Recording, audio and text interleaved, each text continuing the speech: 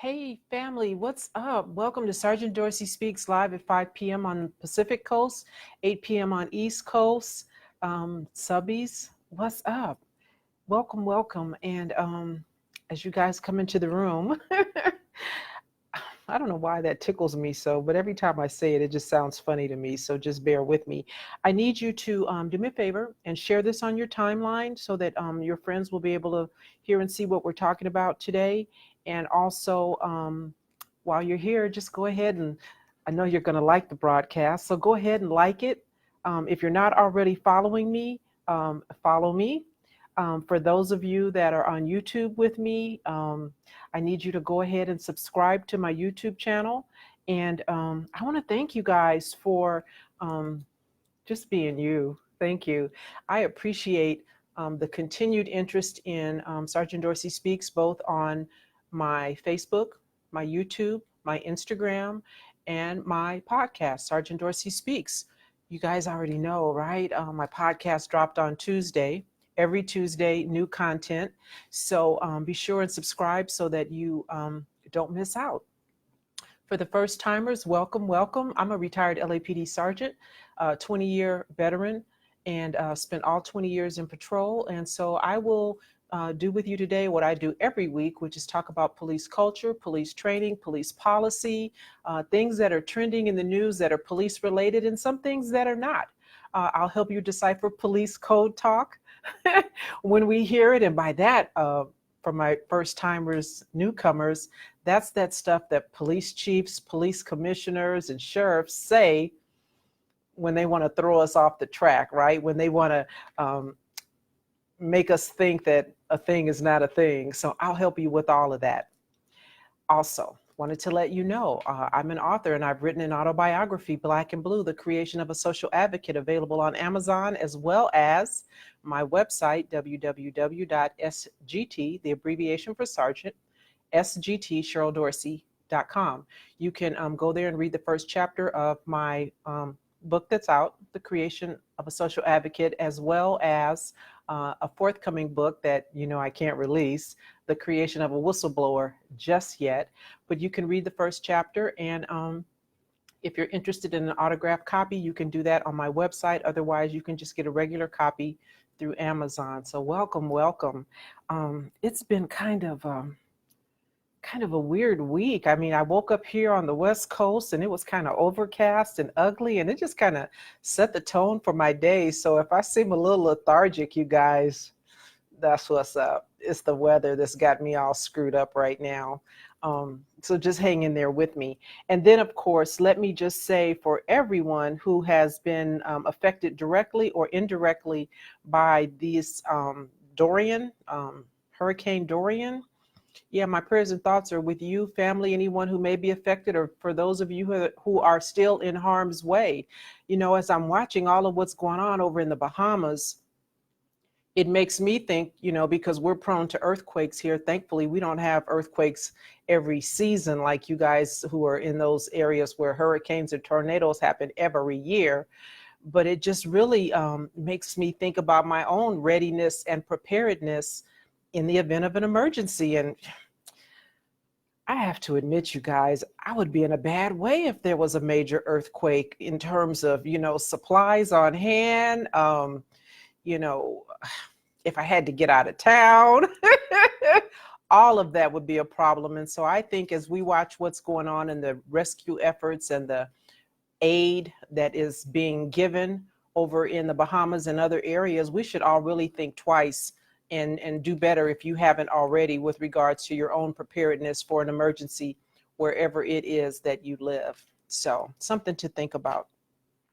Now, because the news has been dominated by, this natural disaster, there's not a whole lot to talk about, but I do want to share with you some information that, in case you missed my podcast, that I talked about, and I'll just repeat it here because some of this I think is worth repeating. And there's much more. So do subscribe to Sergeant Dorsey Speaks podcast on the podcast platform of your choice. I'm on all of them: iTunes, iHeart, Spreaker, Stitcher, TuneIn, Google Podcasts, Spotify, Yeah, all the good ones. I'm there. Hey, Lawrence, what's up? Good afternoon, sir. So listen,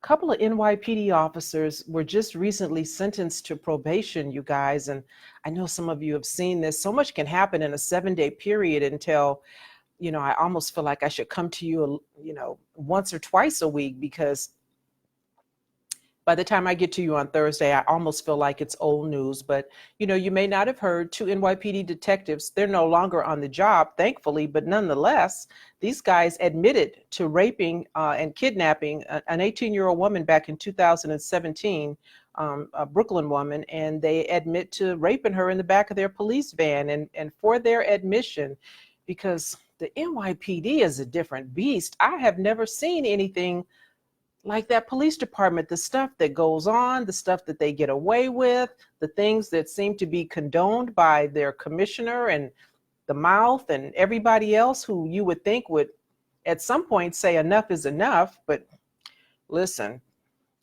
they haven't seen abuse of authority that they can't get their heads around. And so these 2 detectives, one of them's name is Eddie Martins, he's 39, and the other one is Richard Hall, 34, 5 years probation for the kidnap and rape of a woman that they admitted to doing.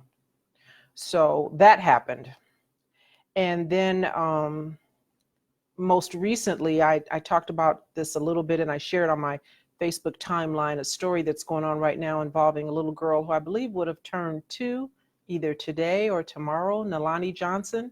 It's been reported that she was in a car with a woman and her dad and another gentleman. And the dad, it sounds to me like the dad started off saying or inferring that he got in a car with an Uber driver because this lady had Uber and Lyft tags on her windshield, right? So when I first heard the story, it sounded like he was inferring that he got in the car with this Uber driver. Once they got to an intersection, he asked to get out. Somehow the lady driving the car and his buddy got into some kind of disagreement, and they stepped out of the car at an intersection. He reached back in to disconnect the child's car seat, which the baby was in, and the lady drove off. Well, the full story's not out, and I still smell a rat, but now there's a little bit more being said about this young lady who was driving the car, and her name is Serena Nancy, I think. Let me try to get this right. Serena Nancy. And so now it's known that the father had an off again, on again relationship with this woman. And it's been for a very short period of time, but they were known to each other. So yeah, she was a Lyft driver, but it didn't have anything to do with, him just getting in the car with a Lyft driver and have something tragic happen. Hey, Roderick. And what ultimately happened is that he reported, this lady drove off with the baby in the back of the car, and then they found the baby later, still in her car seat in a pretty kind of out of the way area around a park, deceased. Now, reports right now are saying that there's no evidence of trauma, obvious evidence of trauma to this little girl. They don't see any strangulation marks on her, no bruising, I guess, is what's being reported. But of course, they're awaiting the results of an autopsy to find out exactly the cause of death for this little girl. But, it makes me think, and you should think too about the kind of people that we bring around our children, who you expose your children to. If this guy was in an on again, off again relationship with this woman, he hadn't known her for very long, then the questions that, beg to be answered for me are, what was it about her that made it on again, off again? Were there red flags? Was there something about this young woman that should have let him know, don't bring your baby around her? I don't know. Those questions, I'm waiting to hear the answers to. And so I'm thinking probably what's going on right now is that the investigators on this case are probably, talking to the dad, talking to his friend, talking to the suspect, because she's being held still, I think, without bond, and trying to see how these stories reconcile. That's what a good investigator would want to do, is lock them into a statement and then, look at the facts and look at the evidence and see how the two comport. I would imagine there's probably a lot more that they know that they haven't shared with us, but it's just so troubling. You wonder, what would cause a person to harm a child, a 2-year-old, or a baby that's not even 2 quite yet.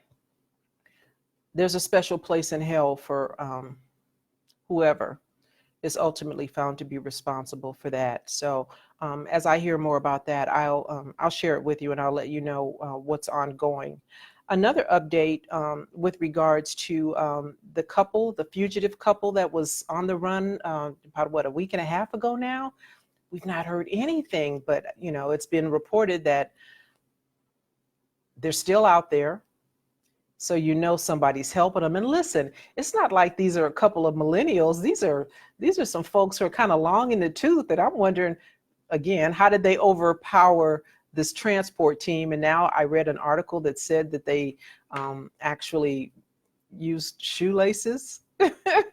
I'm going to share it with you. They actually used shoelaces to tie up the officers that were transporting them, the security guard, because that's how they're described, not officers, but the security guards that were transporting them. So this 56-year-old man and his woman, who's 50-something as well, were able to overpower, I'm assuming, 2 able-bodied young. I would assume you got to be in some kind of physical condition to be dealing with prisoners. I would assume, not necessarily so, but I'm just saying. And they're still out there. So, they're asking folks, hey, Barry, they're asking folks if you know where these people are, if you have any information to, call 911. The U.S. Marshal is still looking for them. And so I can't wait to see who has been aiding them, because the whole story just doesn't make any sense from, start to finish. And if they just were happenstance opportunists and decided to overcome the 2 that were transporting them in the middle of nowhere because they feigned some kind of a illness that caused the transport to pull over in the middle of nowhere, what happened? What happened after that? Where did they go? Did they already know a route that they were going to take where they could have called for somebody to meet them and pick them up and help them along the way? There's a lot that just doesn't ring true in that story for me as well. And so they're still out there, and there are pictures that are supposed to be relatively new pictures that were taken of them just before they begin the transport, so you know what they look like. And listen, the old guy, they say he's like 6'4" or 5, 280 pounds. So he's a big boy, and clearly he would stand out if seen, right? So they're out there. If you see something, say something. A couple of community announcements that I wanted to make for you. On this Saturday, I shared on my Facebook timeline that I will be at Cal State University, Dominguez Hills, participating in KJLH Empowerment Summit 2019. I guess this is a yearly event, and I think this is the 3rd year, I believe, but don't quote me, that they've had this empowerment summit. It's generally geared toward men. There's, in the word empowerment, they have bolded men. So it gives the impression that this is kind of for men. It's an all-day event. It starts at 8 a.m., ends at 4 p.m. And I will... well, Facebook, you've already seen the link and everything, so you know that it's out there. But if you want to know more, you can check on the internet, KJLH Radio. They have an events calendar, and it speaks to that. And so I will be one of the panel members, and we will be talking about police reform. And it says that attendees want to better understand what is being done to improve the LAPD and their interaction with the African American and Latino communities. So, ooh, wee. If I got some ideas about how they can better understand what the LAPD is doing to improve interaction, I think some of you already know. I think you already know. So I'm not going to peep my hand. I don't know if they're selling tickets. I don't know how you become a part of this summit. I don't know if tickets are still available. If they are, check KJLH radio event page and see for any of you who may be interested in coming. I will be there along with, there are supposed to be 6 people on the panel. And I, for one, will have my amazing autobiography, Black and Blue, The Creation of a Social Advocate, available for sale and I was going to say sale and purchase, but that's the same. Available for sale, and I'll be signing copies. So if some of you have an interest in and want to come to the Empowerment Summit, see you Saturday. And then also, I'm really excited about this because my sister girlfriend, Sister Charlene Muhammad, she is a radio host for a program called Liberated Sisters Radio. And this is a weekly show that Sister Charlene has. And I've been on there before, but I'm going to be with her again this Tuesday. So Tuesday morning, 10 a.m., she will be streaming live on morrismedialive.com. And we'll be talking about, the kinds of things that, I always talk about: police, community, what you need to do, what can make things better, what you need to be aware of. And Sister Charlene's show is about highlighting and seeking solutions to critical issues impacting Black women in our community. So we'll be doing that. We'll be talking about those critical issues on Tuesday morning, Liberated Sisters on morrismedialive.com. And then also this whole thing with the radio show got started because Sister Charlene is also a journalist for The Final Call. And I believe that her segment is called, I want to say, The Justice Report. I think that's what it's called. But nonetheless, Sister Charlene Muhammad, she does an article in The Final Call, and she interviewed me to be a part of her presentation on Tuesday. Final Call comes out Tuesday as well. So for those of you who want to see more and hear more about what Sister Charlene and I have been talking about, check out The Final Call this Tuesday. Let's see. What else? Okay, tomorrow, September 6th, allegedly, I've read, Amber Geiger jury selection begins. The trial for Amber Geiger, that's the white female officer who allegedly entered the wrong apartment last year. It was almost a year ago in September, and shot and killed Botham Jean. Well, they're going to be picking the jury tomorrow, and the trial should start later in the month. And so I am just wired for sound with regards to, I want to know, what's going to be said. I don't know if it's going to be televised. I sure wish they would, because I would be glued to my television to see exactly what's going to be said. I'm curious to know whether or not Amber Geiger is going to take the stand. Typically defendants don't take the stand, but because it's Texas, and because, she's a little white girl, small in stature, they may want the jury to hear what she has to say about how she was confused and why she thought that that was her apartment, because great deference is given to what a police officer says, and juries find it really hard not to give them the benefit of the doubt. So I'm curious to see whether or not Amber Geiger is going to take the stand. But, there's a couple of things that really stick in my craw about that. And one of them is the fact that, in my mind, they keep making a big deal about her working this 14-hour shift on the day of the shooting. And what I have found out from looking at various articles is that the police station where she worked is very close to where she lived. The address for the police station is 1400 South Lamar. The residence where Amber Geiger lived, where Botham Jean lived, was 1210 South Lamar. So to me, I don't live in Texas, but that just sounds like 2 blocks. So my thing is, even if this woman worked a 27-hour shift, I don't care how tired she may have been at the end of that shift. It just does not make sense to me that she would be so exhausted, unable to figure out in a 2-block drive home that she was, number one, on the wrong floor, that she was opening an apartment door that did not have any dogs inside of it, and everything else that was different about Botham Jean's apartment versus her apartment. So, we'll see what happens with, what kind of information. Hey, cousin Patty, what kind of information comes out in the trial? And then, if they don't believe her story, what will they do? Because that's the other problem, is that, oftentimes, and it's getting better. I mean, how do you eat an elephant? What do they say? One bite at a time. And so there are some police officers who are getting some stiff penalties. Roy Oliver, who shot and killed Jordan Edwards in Texas, was given, I think, 25 years for shooting that 15-year-old kid. And then the officer who shot Corey Jones in Florida was given a significant penalty. Even Mohammed Noor, brother man, Somalian, shot and killed somebody. He got a pretty stiff penalty as well. So first we got to get her convicted, and then we got to see whether or not she's going to get the homie hookup and get probation like the rapist over on the NYPD, because that could happen, right?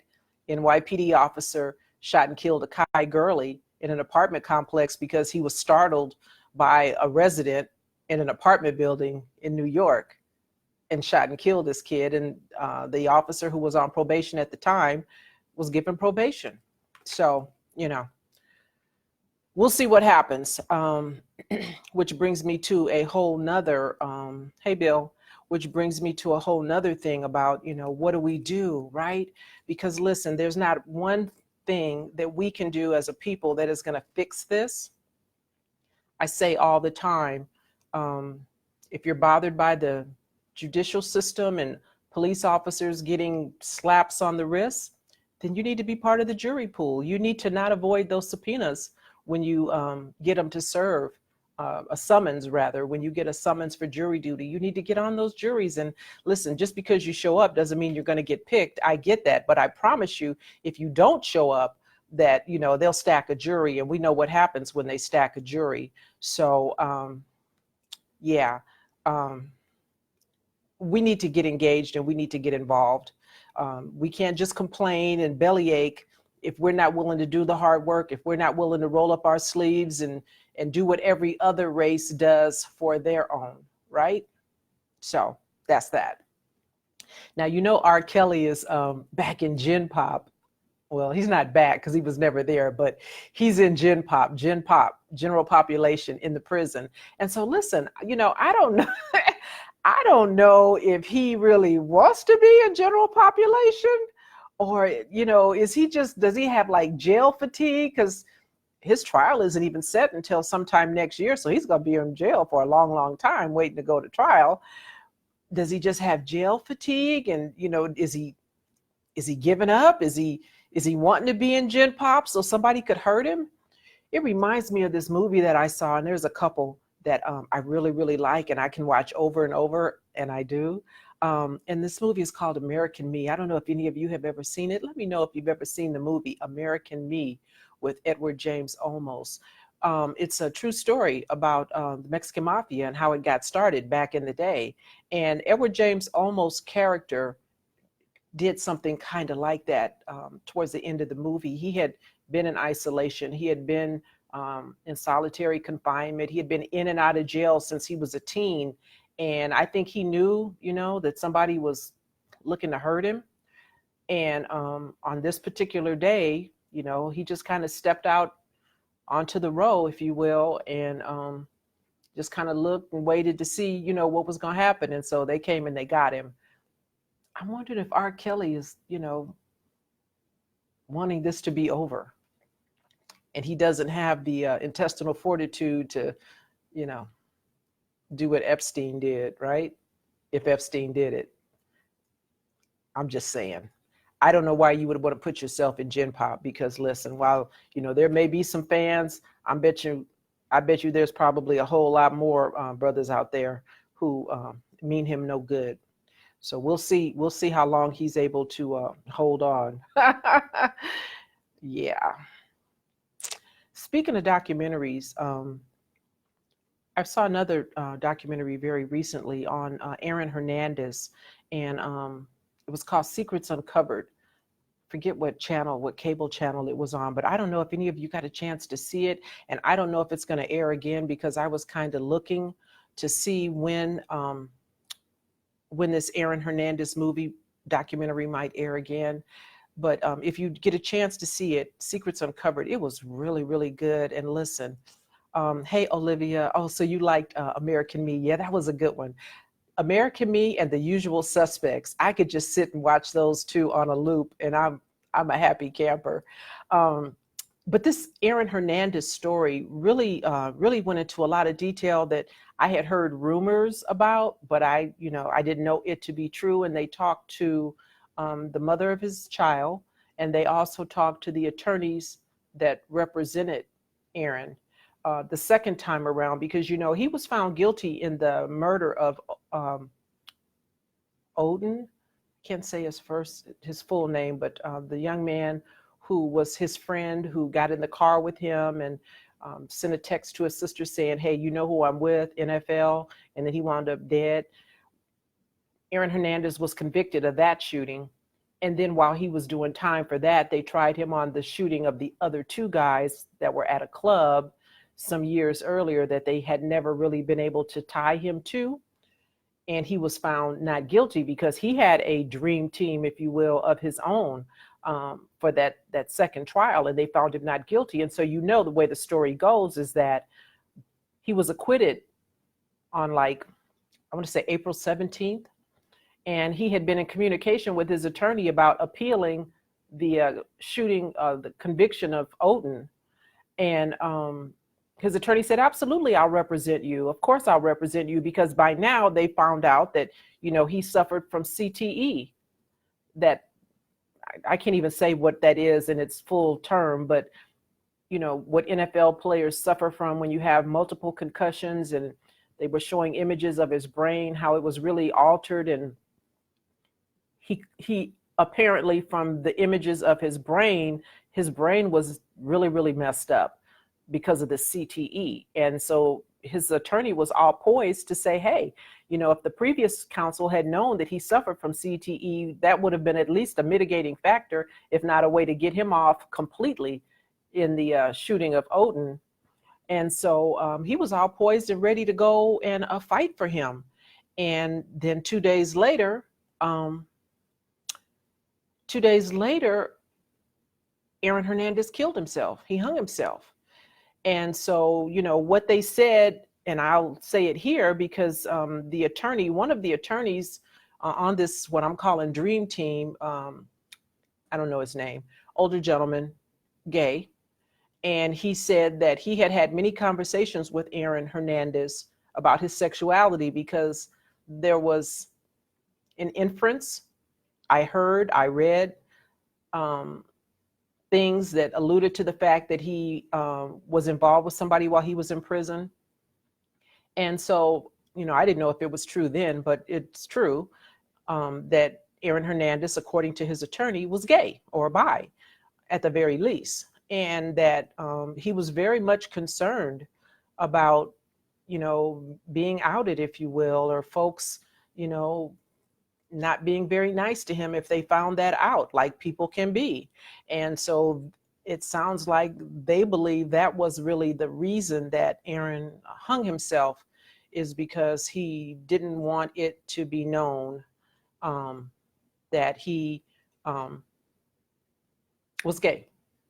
And, so there's a lot going on with Aaron Hernandez. And, while he was really involved in some heinous stuff when he was out there, it all makes sense. And listen, I don't condone anybody who commits murder. I don't.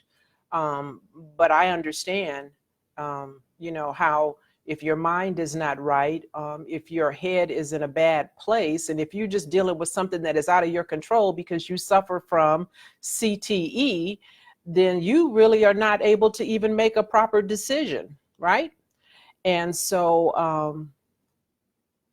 all of this was going on with Aaron Hernandez, and it explains why he was so angry, and why he was so quick to temper, and why he probably didn't even know, Aaron probably didn't even know why, stuff would piss him off, things that anybody else might be able to walk away from, because the two gentlemen that were shot in the nightclub, allegedly it happened because one of them bumped into Aaron in a crowded place. And you know how clubs can be, and the guy spilled a drink on Aaron's clothes, and pissed him off. And later that night, they were exiting the club and everybody gets in their cars and somebody points out, hey, that's the dude that spilled the drink. And Aaron allegedly reached across the driver of the car and shot into the vehicle, killing those two guys. You know, and he really didn't seem to show any remorse, and maybe it's because he wasn't capable, but it answered for me a lot of questions. And so, Olivia, I don't know what channel that was. I want to say, oof, I don't know, Oxygen, Lifetime, I don't know. It was something like that, Olivia. But, you know, it might even be on demand. Might be something you could find on demand for those of you, if anyone has an interest in seeing that. But I really felt bad for Aaron and all of what he was dealing with and how he was really unable to deal with it. And so, you know,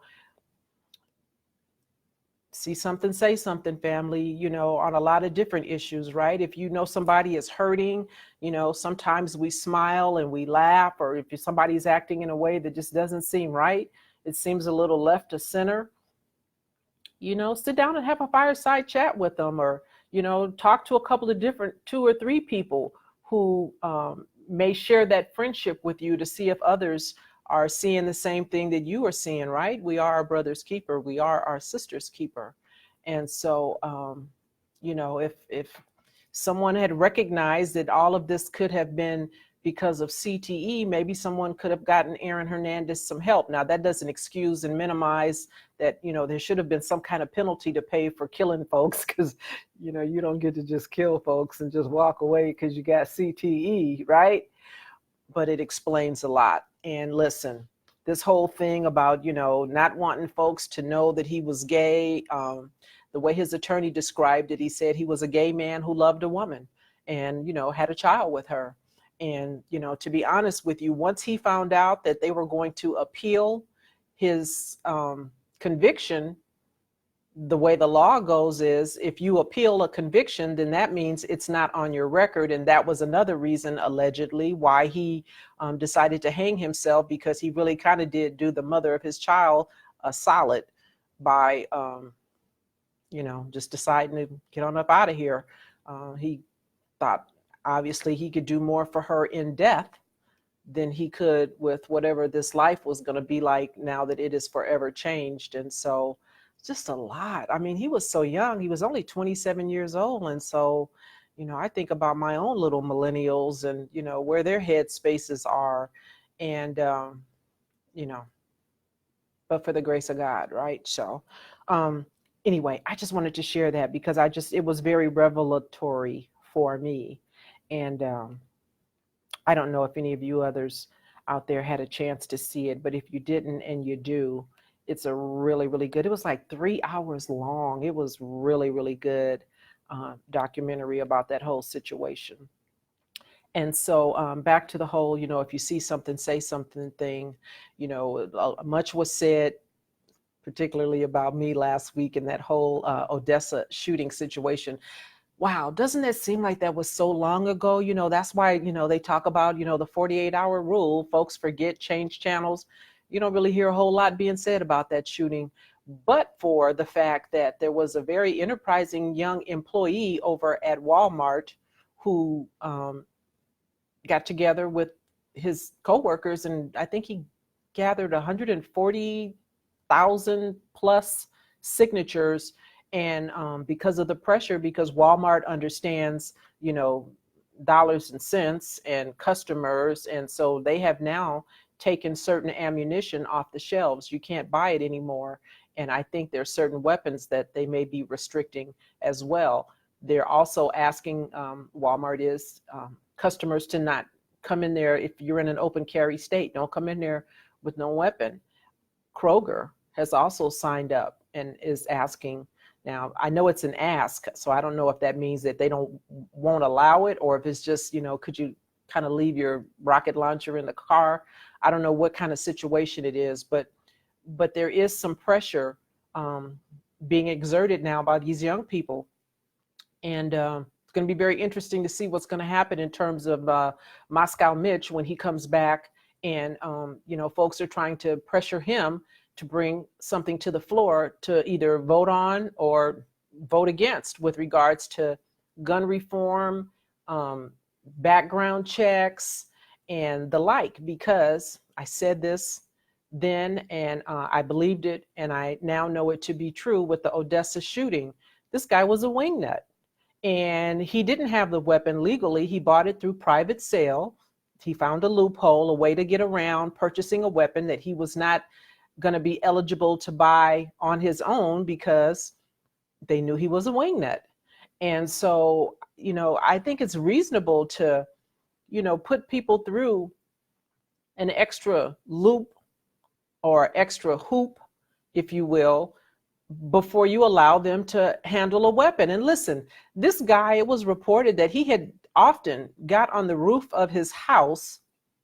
I don't know if it was a real house or if it was like a trailer. I don't know. I just kind of picture him on the roof of a trailer, just me. And he's shooting the animals in the yard of his next door neighbor. And he didn't just do it once. This was a thing he did. And his neighbor called the police. And guess what? She saw something. She tried to say something, but the police evidently, because it was rural and remote, couldn't find where they lived, is the story they're telling. So they never showed up. They never showed up. They never followed up. And I guess if they couldn't find the house, they couldn't pick up the phone and call her and say, could you guide me in? Could you flash your living room lights? Could you fire off a flare gun? Could you do something to help me get there, lady? They did none of that. And so this guy lived to offend again. And this time he wasn't shooting at animals. This time, he was shooting at people. And so, you ask people to say something. Well, when they say it, then you got to act on it, because I'm always a firm believer that when things go sideways and we hear about it nationally, it's generally never the first time that that person did that thing. I don't think people wake up in the morning and do something heinous just on a whim, right? This guy had some issues. They said he had just been fired few hours earlier in the day. And so this is what's interesting to me when I heard the whole thing about him being fired, because they said his job called the police. So listen, if he got fired, he got fired for a reason, right? What was it? Was it that he has issues with anger management? Is it that he's unreasonable? Is it that he made threats at work? There was something, obviously, because they fired him. And when they fired him, then his employer called the police. They wanted to alert authorities that he was out there. What did they know? What did they say? Sounds to me like authorities were kind of looking for him. Is that the reason for the traffic stop? Because they were looking for him and they knew something, but they haven't shared it with us. So, there's a lot about that, we may never know because they only tell us what they want us to know, right? And, it is what it is. But listen, 2020 is coming, y'all. You don't have to wait till next year. You can start engaging and reaching out to your legislators, reaching out to congressmen, senators, members of the House of Representatives, and talking about, what it is that you want to happen with this gun reform, because these young kids, they're not playing. They're not playing. And so, for everybody who's, north of 40, you guys need to get on these kids' bandwagon and make something happen. Because listen, I don't believe for a minute that this president, Lil Tink Tink, and his minion really have an appetite or desire to do anything different. I think they're in the pockets of the NRA and Governor Abbott over there in Texas. He said the same foolishness in 2017 when they had that shooting at the Sutherland Texas church. He was sorry and he was praying and, boy, bye. He did nothing between 2017 and last week to stem the tide of mass shooters. He did do something, but he didn't do anything in the right direction, because on September the 1st, there were about 12 different laws that went into effect in Texas under Governor Abbott, who's praying for folks after he facilitates and makes it easy for mass shooters to do what it is that they do. You know, there's laws now where you can take a gun in church. You can, if you're being evacuated in an emergency and you're not able to really carry concealed or open, whatever, but you need to make sure you take your gun out the house because you wouldn't want it to get left behind in the midst of a hurricane. You can carry your weapon in the midst of an emergency, and it's all good in Texas. And then there's a litany of other laws that they pass. So listen, Governor Abbott is disingenuous. He's being intellectually dishonest when he pretends like he cares and he's going to do something to make sure that there's not another Sutherland, Texas mass shooting, or Odessa, Texas, or El Paso, Texas. It's up to us, you guys. And again, if you are not willing to roll up your sleeves and do the hard work, if you're not willing to, get on a petition and push a button and just say you like it, you support it. If you're not willing to make a phone call, send an email. And, I'm not naming no names and pointing no fingers, but I know, there's lots of times when I may share something with you, family, and I just have a real simple ask. Call this police chief, get a hold of this commissioner, send a letter to the mayor, send a little note, email to the district attorney. And, I don't know how involved or engaged you guys really get when I have an ask, when there's a call to action. I'll continue to do it because that's what I do. But, if we don't get involved, if we continue to do the same thing, then expect the same results. So I'm done fussing at you guys. I'm done preaching to the choir, you guys. Thank you for stopping by. And I will look for you guys on next week unless there is something earth-shattering that happens between now and then. For those of you who are coming out to the Empowerment Summit at Cal State University, Dominguez Hills on Saturday, I'll see you there. Look forward to speaking with the audience for Liberated Sisters on Tuesday, 10 a.m. on the streaming live, what is it called? Hang on. MorrisMediaLive.com streaming service, Liberated Sisters, with the host, Sister Charlene Muhammad. So again, I will see you guys then. Like, share, follow, tell a friend. Sergeant Dorsey Speaks on the podcast platform of your choice. YouTube subbies, like and subscribe to my YouTube channel, Sergeant Dorsey Speaks. And until next week, you guys, you know what's up. Be good. Be safe.